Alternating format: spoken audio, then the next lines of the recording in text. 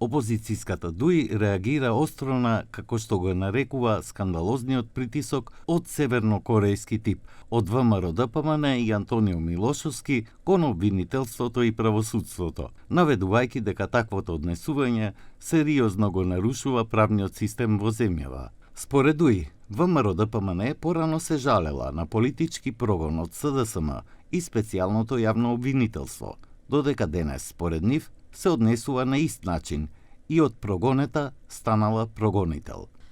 ВМРО ДПМН да престане со партизацијата на обвинителството и политичкиот прогон.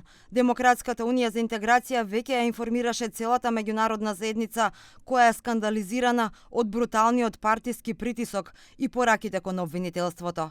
Го храбруваме обвинителството таму каде што нема дело, нема докази, нема штета, да ги отфрли политичките кривични пријави за политички прогон и да не потклекне под владин и партиски притисок, туку да постапува согласно законот.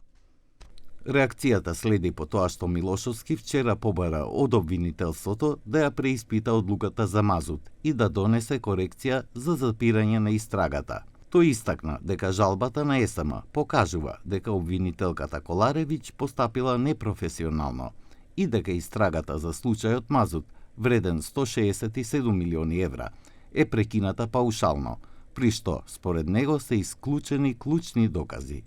Приговорот на ЕСМ е нова околност според која што прекинатата истрага за Мазут може да продолжи, бидејќи ЕСМ е оштетено правно лице кое што ги побива изјавите на Коларевиќ и Абази како обвинителски тандем, кој што им дал повластена улога и им поклонил поголема верба на исказите на Капушевски, Јаховски, Адријан Муча, Ерџан Сулковски, а воопшто го немале ниту достапен Васко Ковачевски. Инаку државната компанија ЕСМ поднела жалба до Вишото јавно обвинителство по одлуката на обвинителството за организиран криминал и корупција за запирање на истрагата за набавките на мазут за ТЕЦ Неготино, барајќи преиспитување на случајот и контрола на постапката.